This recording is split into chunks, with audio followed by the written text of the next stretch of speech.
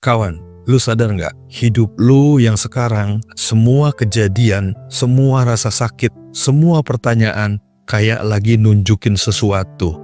Pernah nggak lu ngerasa kosong di tengah keramaian? Lagi ketawa bareng temen, tapi hati lu sepi. Lagi kerja keras, tapi karir lu mampet. Lagi dagang, tapi rezeki kayak nggak datang. Lagi doa, tapi kayak nggak ada jawaban.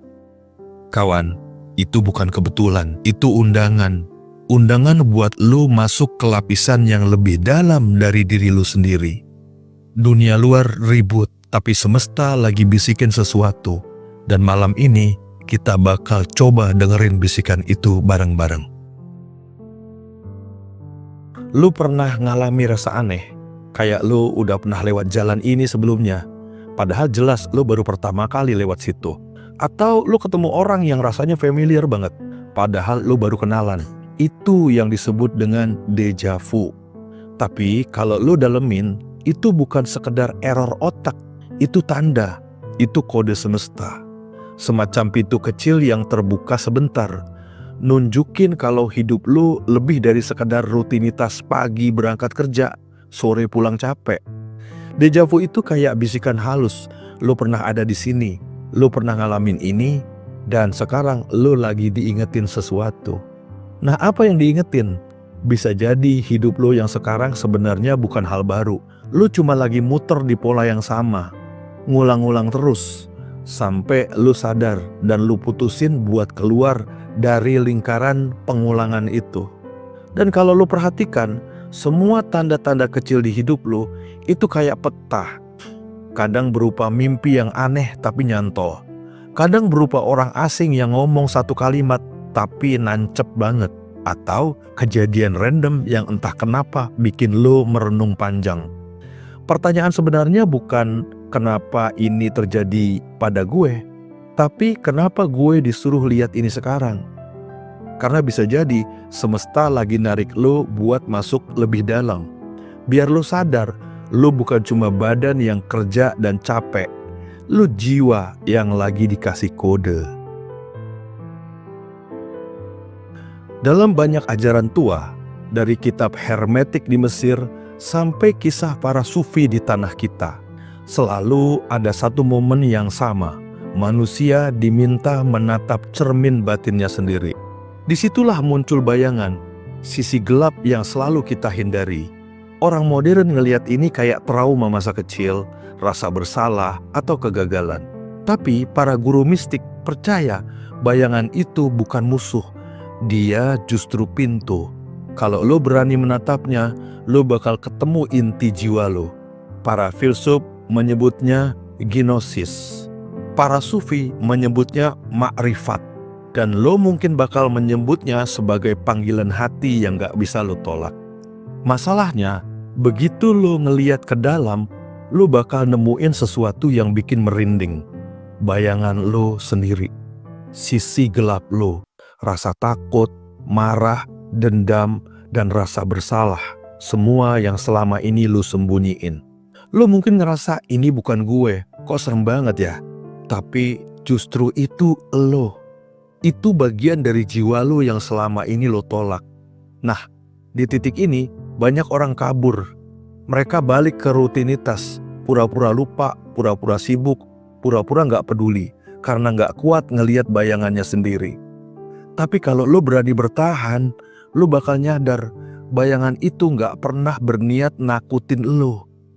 Dia cuma mau lo dengerin, dia cuma mau lo akui, dia mau lo rangkul. Dan begitu lo rangkul, lo bakal ngerasain sesuatu yang jarang orang berani temuin. Panggilan jiwa. Kayak ada suara di dalam hati yang akhirnya jelas banget bilang, arah lo ke sini, jalan lo ke sini. Dari sini, hidup lo nggak lagi soal ngejar yang orang lain punya. Hidup lo berubah jadi perjalanan pulang. Pulang ke diri lo yang sejati. Lo pernah nggak sih ketemu orang yang baru datang dan udah bikin kepala lo berat? Hati lo sumpek dan energi lo langsung terasa habis. Atau sebaliknya, ada orang yang cuma senyum aja bikin dada lo plong. Kawan, itu bukan sugesti, itu energi. Dan energi ini diam-diam udah ngatur jalan hidup lu tanpa lu sadari.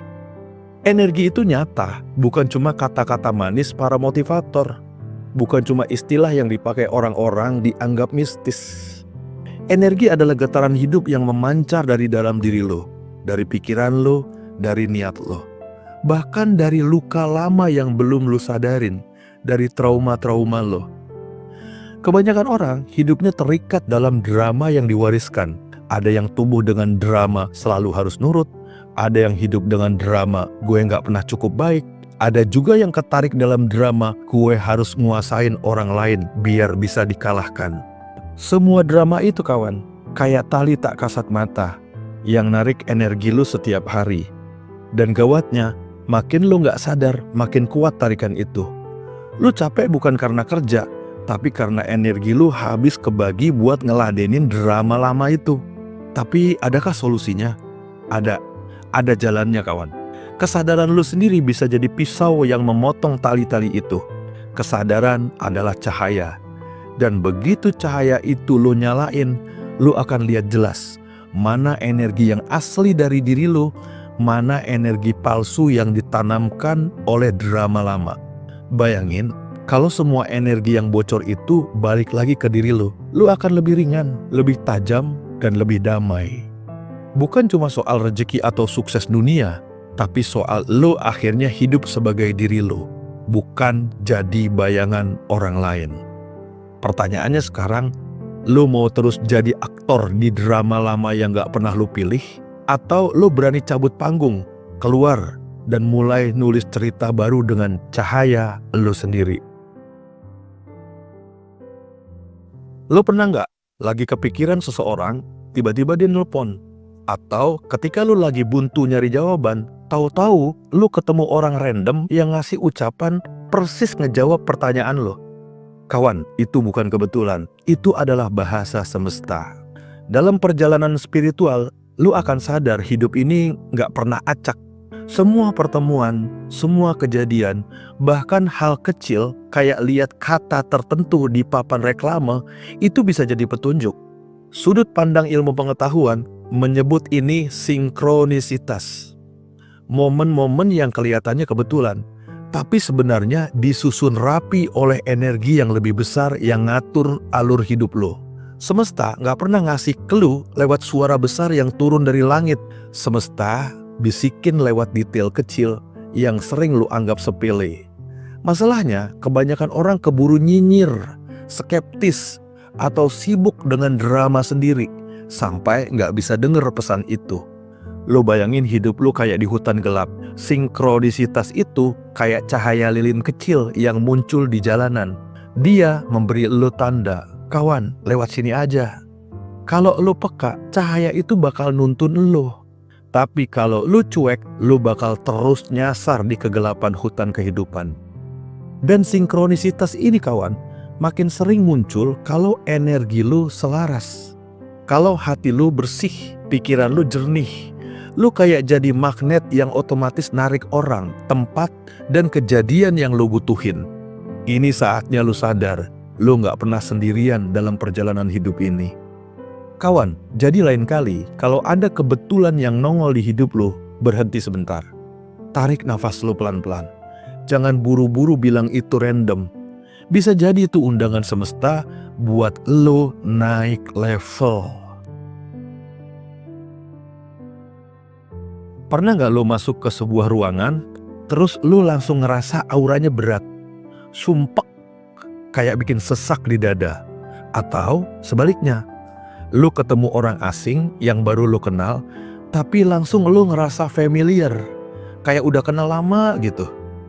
Kawan, itu bukan perasaan random, itu energi. Kita semua tanpa kecuali adalah makhluk energi. Tubuh lu bukan cuma daging dan tulang. Lu punya medan listrik halus yang terus memancar. Dalam sebuah literatur dijelaskan bahwa energi manusia itu bisa ngisi dan bisa nguras. Makanya ada orang yang bikin lu semangat tiap kali lu ngobrol. Tapi ada juga yang bikin lu drop setelah lu ketemu dia. Di dunia mistis, energi ini udah lama dikenal. Di dunia sains modern, para fisikawan kayak Max Planck pun pernah bilang, di balik materi ada getaran, ada energi. Artinya begini, apa yang lu pancarkan itu yang lu tarik. Lu murung terus, lu bakal ketemu kejadian murung.